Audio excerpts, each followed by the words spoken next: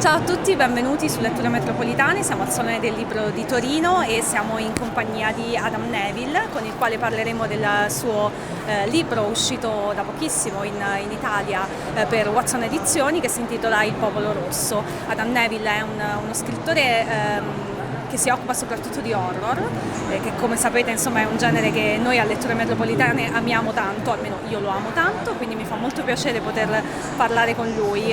Tra l'altro ha raggiunto anche una certa notorietà in tutto il mondo e anche in Italia per l'adattamento cinematografico di un suo precedente romanzo, che è The Ritual, che trovate anche su Netflix. Quindi cominciamo. Nei suoi libri è molto importante la natura, perché è un elemento insomma disturbante ma contemporaneamente molto, molto forte all'interno della storia. I think in the Reddening and in the Ritual, having spent a lot of time outdoors, walking the coast path in England, camping in the past, sea kayaking, swimming. Occasionally I'm struck in certain places that are quite remote that it feels possible that something supernormal exists there, like perhaps a presence, something far greater than I am that's also unknowable. And I love that feeling. It's like an enigma that you only get in, I guess, the wilderness. You can even find it, I think, in a garden or in a wood.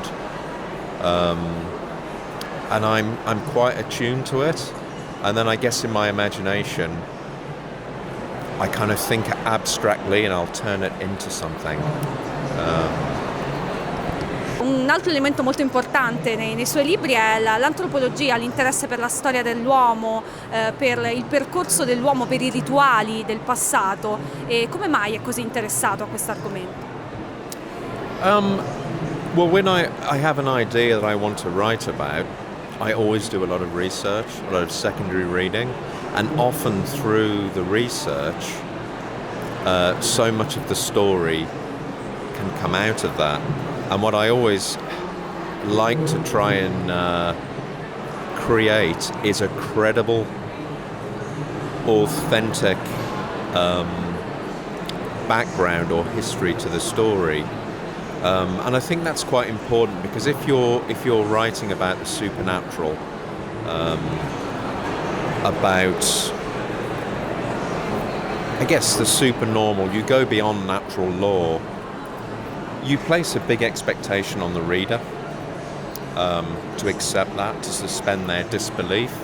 So the more preparation you do to create a kind of history or culture or to tie your story to something recognizable in history or human development, the more credible or convincing the story is. And you know, I know some readers often start searching the internet for completely fictitious things that I've created, whether they're books or a form of music or individuals in the past, and I always think mission accomplished. So I just love to create like an alternative history. It makes writing so much more interesting for me as well. And yet, despite all the research I do, and no matter how outlandish some of the elements of my stories are, actual history is far stranger always than Yeah. anything I could invent. I imagine that, yeah. Volevo fargli una domanda anche rispetto appunto all'adattamento cinematografico del suo romanzo The Ritual, se ha contribuito nella scrittura di questo adattamento e se comunque è soddisfatto di quello che ne è venuto fuori.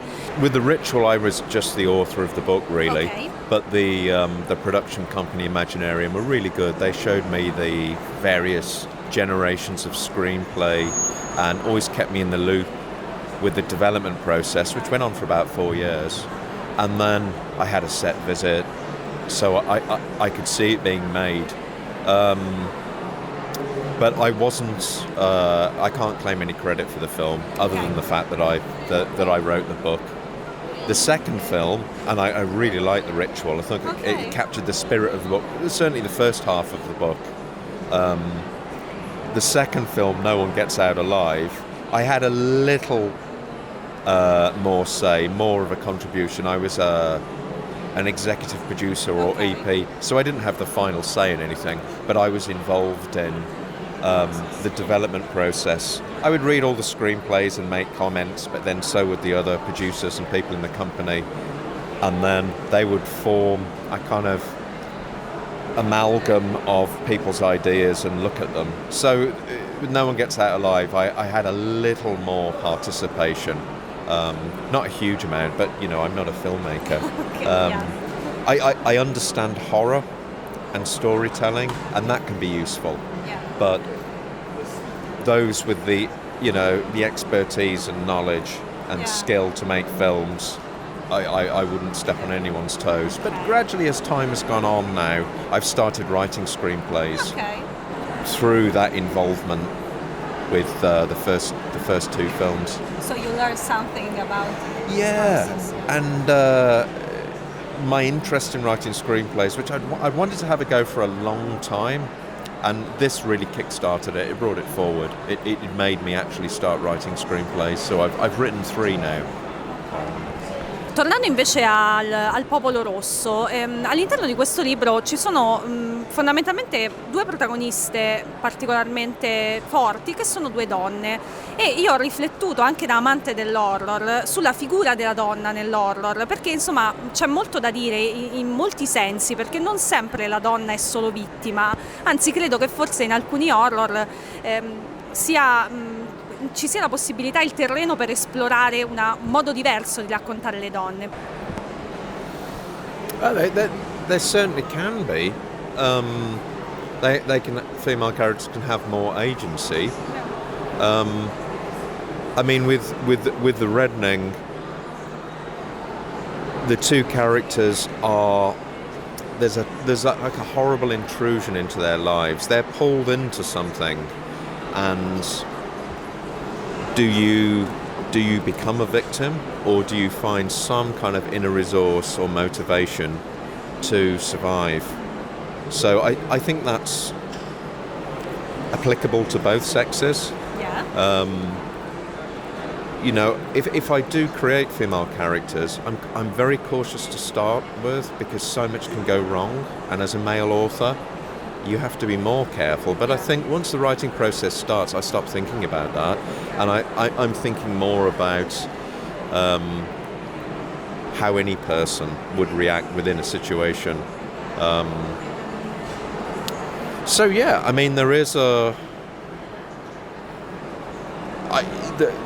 female character has changed, particularly I think in film, probably over the last couple of decades. It's probably just it's culturally probably not acceptable anymore to have.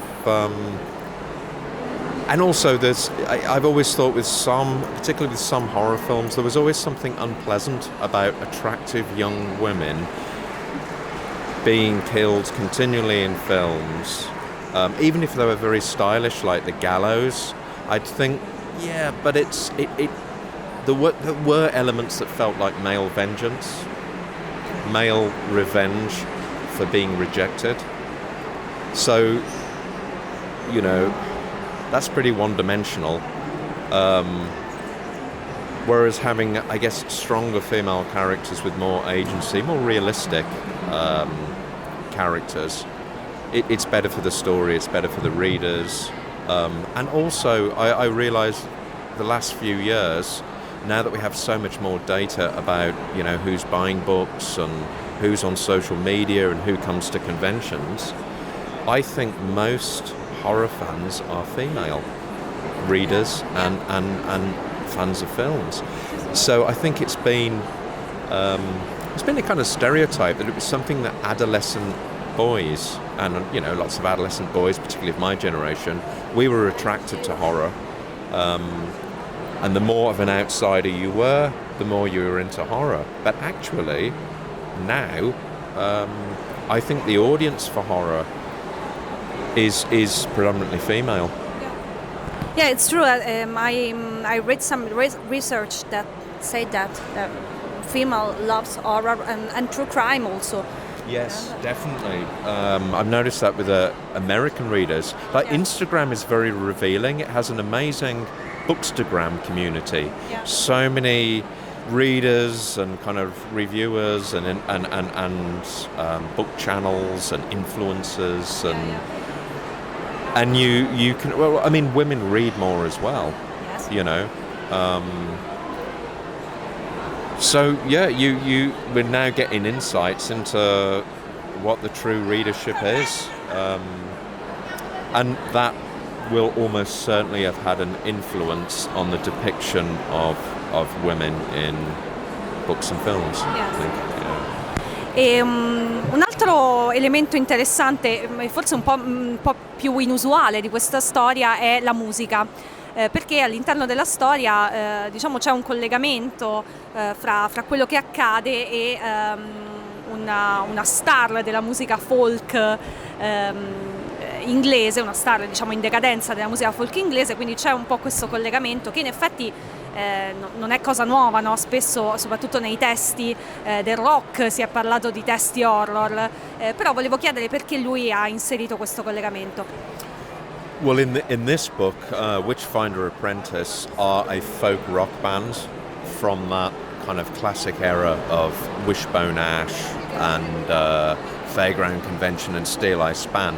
And I chose that particular field of music because one of my early influences, my dad used to listen to a band. Well, we all used to listen to the band because he would put the records on the record player. Was an English folk band called Steel Eye Span, and a lot of their songs were based on folk tales and apocryphal tales, and quite ghastly, about there's one, it's a long ballad, and it was called Long Lankin, and it's about a rogue who colludes with a maid and kills the lady of the manor while the husband is away and the child.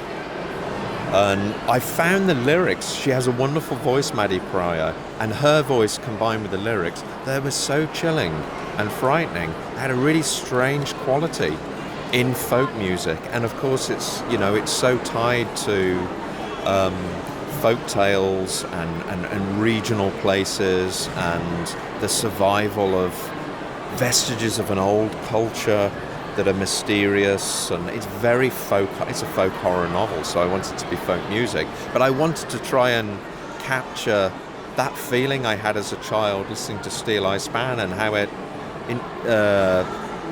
kind of enriched my imagination. There is something kind of enigmatic and mysterious about folk music from that era. So that was one of the things I invented that people look for online to see if those albums did exist. Yes. Was there a band? So it was a combination of Steel Eye Span and Wishbone Ash and Black Sabbath. I kind of gave them more of a Black Sabbath's, I guess, first album. Okay. I wanted it to sound like that mixed with Steel Eye Span, I wish they'd existed. Yeah. There's a gap. Maybe you can find a cover band on this. Well, there is a heavy metal band, a new one, and they wrote to me to say, Okay. do you mind if we call ourselves the Reddening? And I said, go for it. Let me know how the album's going, So, it's one of those things that you can create that gives a story. It makes it a bit richer and a bit more credible. And I think, there's lots of interest in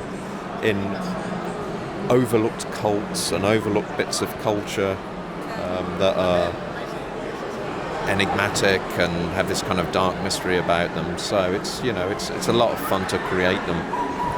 E un'ultima domanda invece riguarda proprio il genere, l'horror, perché appunto è un genere che può sembrare facile ma non lo è affatto. Lui stesso l'ha detto all'inizio che non è semplice rendere credibile una storia horror, lui fa molte ricerche per creare un background che sostenga, no, la trama, e quindi gli voglio chiedere quali sono secondo lui gli elementi che non devono mancare per far sì che funzioni una storia horror. Okay, oh, that's a big question. I know. Yeah. Well, I would say to start with, the kind of elements that make any story work are directly applicable to horror. So, you know, escalating tension has to move the reader through the story. There has to be a lot at stake. The reader has to care. So there's to be a lot at stake for your characters within their journey, their story. But it has to sort of resonate, be more universal as well. So you feel that there's something even bigger than that at stake, which I think is applicable to every story, every good story or every well-told story. There's so much to storytelling to make them work. With horror, it's interesting because the USP of horror, the primary reader expectation or viewer expectation of horror is to be frightened. But when a writer tries too hard to frighten a reader, or a filmmaker tries too hard to frighten an audience, it doesn't work. So it can't be contrived. So what I tend to do is write about the things that I genuinely find disturbing or frightening, even terrifying, and go quite deep into my own observations and experience to dredge those things up. And there's often something universal in them that will affect readers as well.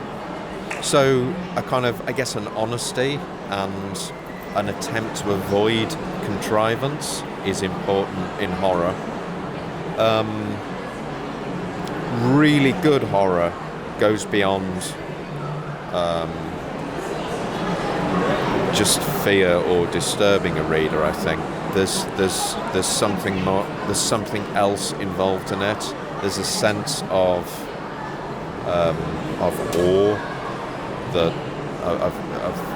human insignificance before something much greater that is, you know, will leave you awestruck and terrified.